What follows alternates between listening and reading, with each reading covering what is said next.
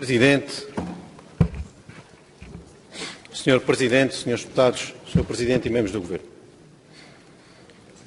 A minha intervenção sobre esta matéria é no sentido de perguntar ao Sr. Secretário da Presidência qual é esta é uma pergunta retórica. Qual é a política de juventude? Qual é a política de juventude e as valências que existem em termos de postos de informação juvenil na Ilha do Corvo? Porque o senhor faz aqui uma descrição da política de juventude que eu deixo que lhe diga que motivou esta minha intervenção no sentido de uma condenação do que tem sido a política de abandono por parte do Governo Regional em relação às questões da juventude da Ilha do Corvo. E este facto é um facto indesmentível. Este facto é um facto indesmentível. Porque para mim, é importantíssimo, estas políticas de juventude são fundamentais em todo o território da região.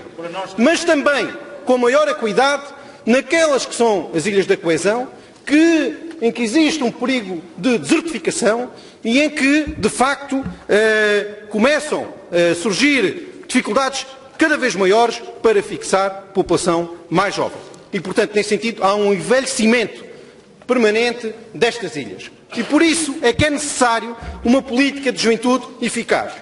E que o Sr. Secretário da Presidência venha aqui fazer o discurso que acabou de fazer, ou que o Sr. Deputado Berto Messias venha aqui com a maior desfaçatez e exaltar, falar dos grandes feitos do Governo Regional em relação à política de juventude e que na Ilha do Corvo significa um abandono absoluto, é uma coisa que não pode passar neste Parlamento. Não pode passar neste Parlamento sem a minha voz de revolta e sem eu vos dizer que o que os senhores disseram não é verdade. Não é verdade no conjunto, não é verdade no conjunto da região. E quero dizer-vos, em relação a esta questão, dar-vos exemplos práticos do que tem sido a vossa política da juventude, como, por exemplo, o ensino secundário. Há pouco tempo, há poucos dias, foi notícia na TVI, que me envergonhou enquanto responsável político nos Açores, completamente desnecessário, a sair a notícia em que os alunos do Corvo saem aos 14 anos da sua ilha, separando-se das suas famílias. É uma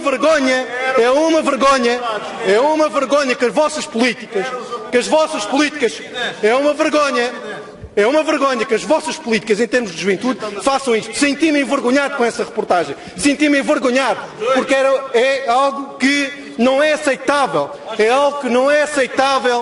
Senhor Secretário, deixe-me terminar. É algo que não é aceitável na nossa democracia, é algo que prejudica a imagem da nossa região e é algo que demonstra uma desumanidade tremenda em relação aos jovens daquela ilha. É